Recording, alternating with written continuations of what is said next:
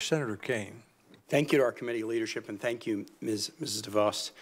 How much information do you have about the finances of the president-elect, his family, or Trump-related organizations? I don't have any of that information, Senator. So I take it that you won't have any way of knowing, when asked by the president to take official action in your capacity as secretary, how those actions might affect his personal financial situation. I'm not sure I could comment on that. And this isn't theoretical. He owns a university. I think it's relevant to assessing the wisdom of an education policy proposal to know how that proposal might affect the president's personal finances. Do you disagree with me? Well, I think the president-elect has taken steps to ensure. Can I ask, do you disagree with me? Is it? Can you state your question again? I think it's relevant to assessing the wisdom of an education policy proposal to know how the proposal might affect the president's personal finances. Do you disagree with me? I don't disagree with you. Okay, thank you. The nation deserves a Secretary of Education who's a champion of kids, parents, state and local control, and outcomes. And I also think the nation deserves a Secretary who's a champion of public education. In a 2015 speech on education, you were pretty blunt, quote, "Government really sucks." And you called the public school system a, quote, "dead end." In order to clarify, you never attended a public school, K-12 school, did you?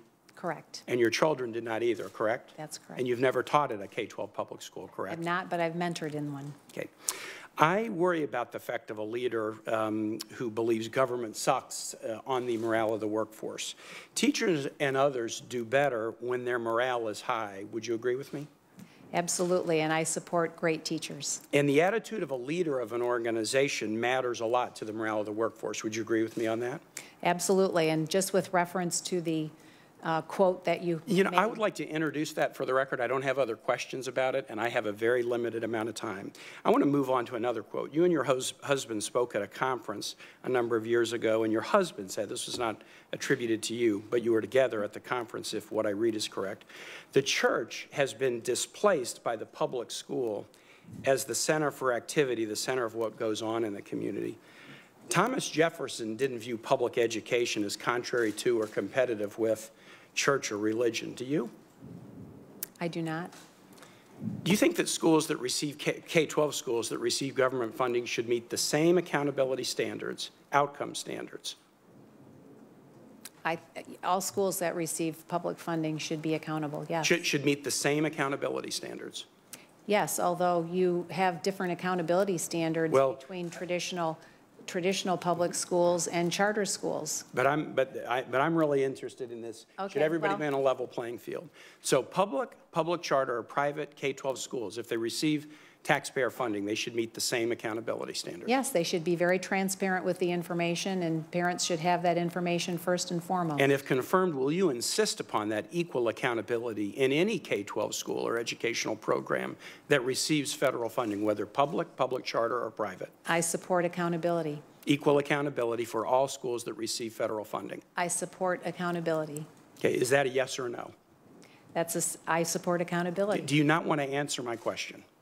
I support accountability. Okay, let me ask you this. I think all schools that receive taxpayer funding should be equally accountable. Do you agree with me or not? Well, they don't. They're not today. But I think they should. Do you agree with me or not?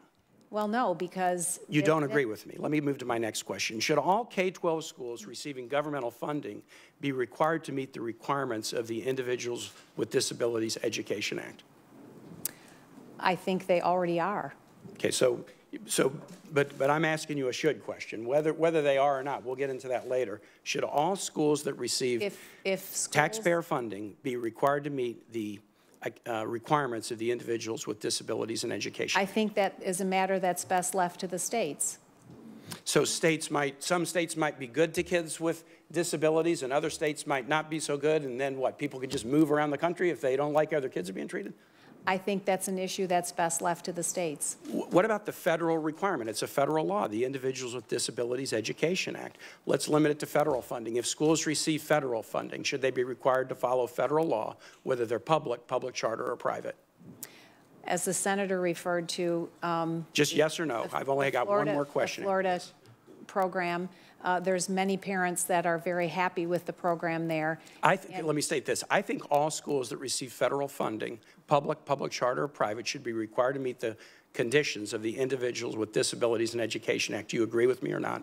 I think that is certainly worth discussion, and I would look forward to So you cannot yet agree with me. And finally, should all K-12 schools receiving governmental funding be required to report the same information regarding instances of harassment, discipline, or bullying if they receive federal funding?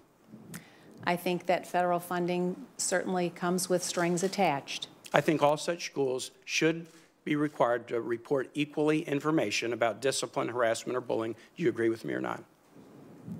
I would look forward to reviewing that provision. If it was a court, I would say to the court, let the judge instruct the witness to answer the question. It's not a court. You're not under oath or you're not under a subpoena, but you're trying to win my vote. Thanks, Mr. Chair.